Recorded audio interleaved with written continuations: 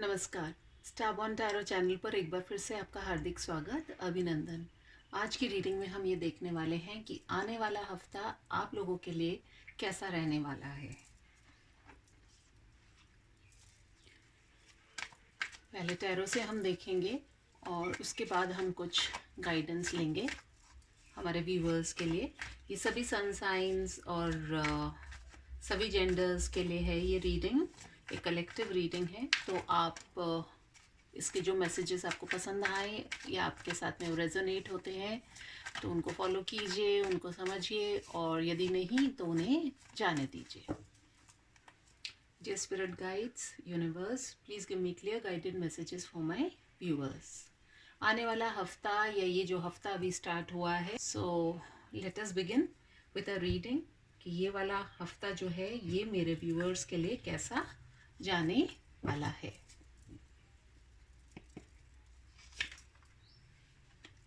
And the first card that we have is the King of Swords.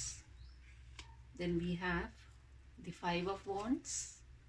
Then we have the Ace of Wands. Then we have the Hermit. The Knight of Wands.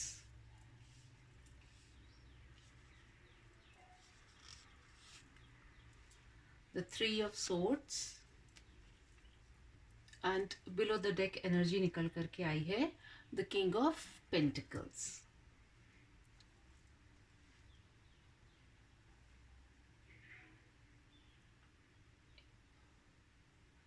इसको यहाँ रखती हूँ, शायद दिख जाएगा आपको। Okay,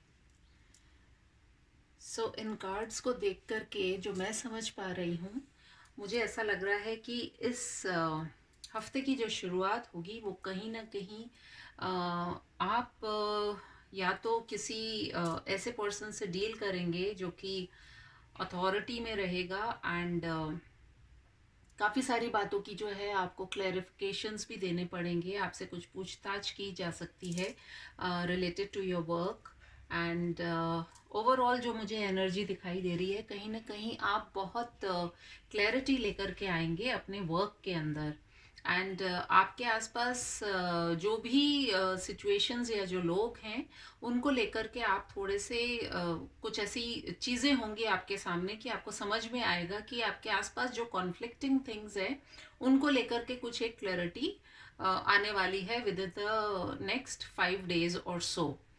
साथ ही साथ मुझे ये भी लग रहा है कि आप एक प्लानिंग के मोड में भी आएंगे अपने वर्क को लेकर के। You will think about how you want to expand your work and आप अपने वर्क को लेकर के बहुत पैशनेट भी होने वाले हैं।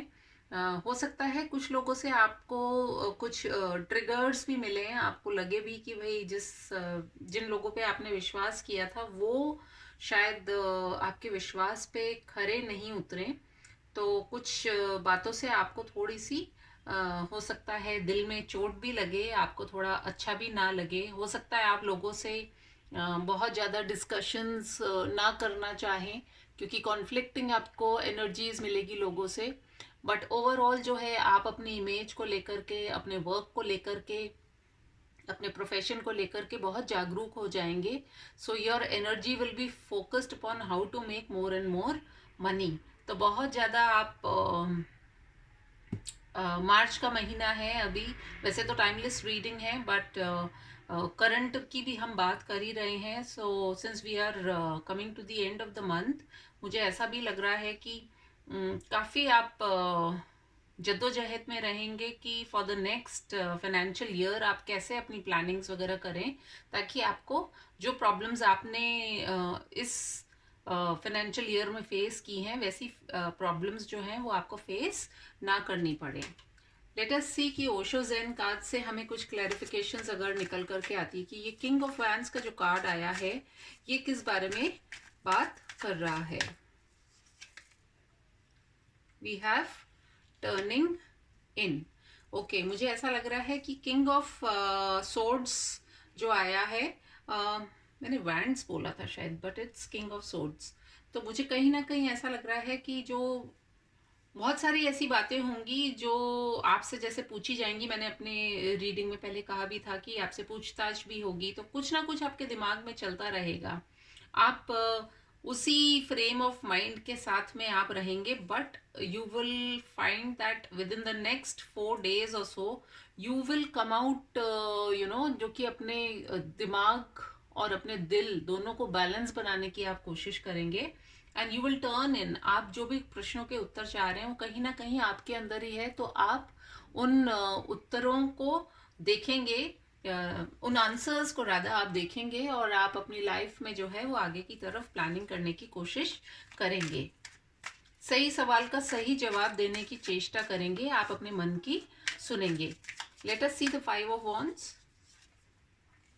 फ्रेंडलीनेस आपकी लाइफ में जो है इतने केओस के बाद में जो है थोड़ी सी आपको जो है अपनी कहते हैं ना कि एक नेचर के अंदर थोड़ी, अगर आप बहुत ज़्यादा आर्ग्यूमेंट्स वगैरह करते हैं या आप चाहे अनचाहे आप ऐसे वाद विवाद के अंदर घुस जाते हैं या लोग आपको घसीट लेते हैं which you don't like, and therefore you are basically very friendly person, और आप चाहेंगे कि आप अपने उसी फ्रेंडलीनेस को आप मेंटेन करें।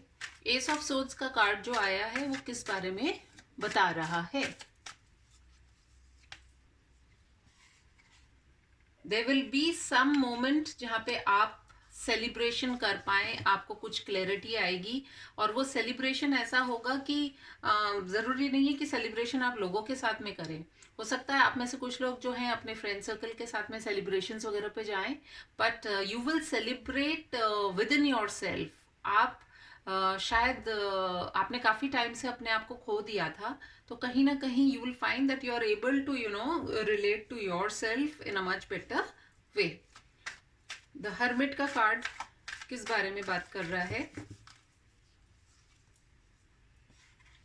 द हर्मिट के नीचे आया है आइसोलेशन, एंड डेफिनेटली आप जो अपने मन के भीतर में जो झांक रहे हैं, तो कहीं ना कहीं आप भीड़ भाड़ से दूर भी रहना चाहेंगे, तभी आपको जो भी आपकी जो क्वेरी है उसका आंसर तुरंत मिल जाएगा। जैसे कई बार होता है कि हमारे दिमाग में इतनी सारी बातें चलती हैं कि हम खुल करके नहीं सोच पाते हैं, जबकि उत्तर या जो आंसर होता है वो हमारे पास ही होता है, सॉल्यूशन हमारे पास ही होता है, लेकिन हम प्रॉब्लम के ऊपर इतने ज़्यादा फोकस्ड हो जाते हैं that we are not able to think. तो ये आइसोलेशन जो आएगा वो आपके बेटरमेंट के लिए आएगा। यदि आप भीड़ भाड़ से दूर हो रहे हैं इस समय में, आपको अच्छा नहीं लग रहा है लोगों से ज़्यादा इंटरेक्ट करना या उनकी बातों में पढ़ना, so definitely you will find कि कहीं ना कहीं वो आपके लिए हेल्पफुल होने वाला है। नाइट ऑफ वॉन्ड्स का कार्ड क्या बताना चाह रहा है हमें? It's talking about how you project your self in front of people. कई लोगों को ये लगता होगा आपको देख करके कि आप शायद तुरंत बातों में घुस जाते हैं या आर्ग्यूमेंट्स के अंदर पड़ जाते हैं, एंड आपकी एक इमेज ऐसी बनी हुई होगी कि हर बात में ये आगे बढ़ चढ़ करके बोलते हैं, एंड सम पीपल में नॉट लाइक इट, एंड वो इसलिए भी हो सकता है कि कुछ लोग शायद आपकी इस एकदम जो आगे बढ़ कर के शायद लोगों की मदद भी कर देते हैं या लोगों के प्रॉब्लम्स के सोल्यूशन भी आप देने में बहुत इंटरेस्टेड रहते हैं। तो not everybody likes those kind of people. तो बट नेवरदलेस आप अपने आप को प्रोजेक्ट जिस भी तरीके से करते हैं, जस्ट आप इस चीज़ का ध्यान रखें कि कई बार हम किसी की भलाई के लिए कुछ बता रहे होते हैं लेकिन लोग उसे अन्यथा ले जाते हैं। तो यदि आपकी यही इमेज रही है लोगों के मन में कि भाई हर प्रश्न का जवाब इनके पास है, तो कई बार लोगों का ये इमेज बन जाती है मन में कि भाई वो आपकी इस बात का फायदा भी उठाते हैं। 3 ऑफ सोर्ड्स का कार्ड किस लिए आया है? हारमनी। तो कहीं ना कहीं जो आपके दिल के अंदर, आपके दिल और दिमाग के अंदर आप एक हारमनी की तलाश में हैं। आप चाह रहे हैं कि एक ऐसा बैलेंस बनाया जाए, क्योंकि कहीं ना कहीं आपको बहुत लोगों की बातों से दुख भी पहुंचा है, और वो इसीलिए पहुंचा है क्योंकि काफ़ी लोगों ने शायद आपके साथ में काफ़ी कुछ ऐसा भी किया है कि जिसकी वजह से आपको ऐसा लगता है कि शायद मैं सबके लिए इतना अच्छा सोचता हूँ या सोचती हूँ, but people are not able to understand. And उनको सिर्फ वही देखना होता है या वही समझना होता है जो वो चाहते हैं। तो कहीं ना कहीं आप जिस तरीके के भी पर्सन है इन कॉन्फ्लिक्ट से या फिर लोगों के सोचने के नज़रिए से आपको थोड़ा सा ऊपर उठने की आवश्यकता है। And below the deck deck energy निकल करके आई है पॉलिटिक्स। वही बात है कि लोग जो हैं वो आपको पहचान नहीं पाते हैं या आपके आसपास इस तरह की सिचुएशंस को क्रिएट करते हैं कि नहीं चाहते हुए भी हम जो नहीं हैं वो ही हमें लोग समझने लग जाते हैं।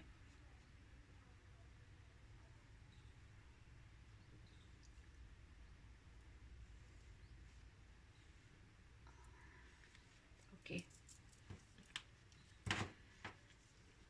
लेट अस सी कि आपके लिए गाइडेंस के लिए आपके पास क्या कार्ड आ रहा है कि आपको किस पर फोकस करने की ज़रूरत है। So this week is going to be a very happening week also.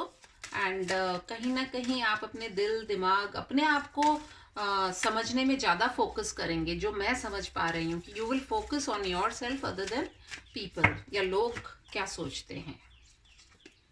We have meditate. Prayer and meditation have been enhancing human life for millennia. Take time out for your spirit and download some love, harmony and peace. It's free. वही बात है, देखिए turning इन के अंदर भी meditation का ही pose आया है, हमारे पास यहाँ पर हारमोनी भी आई है।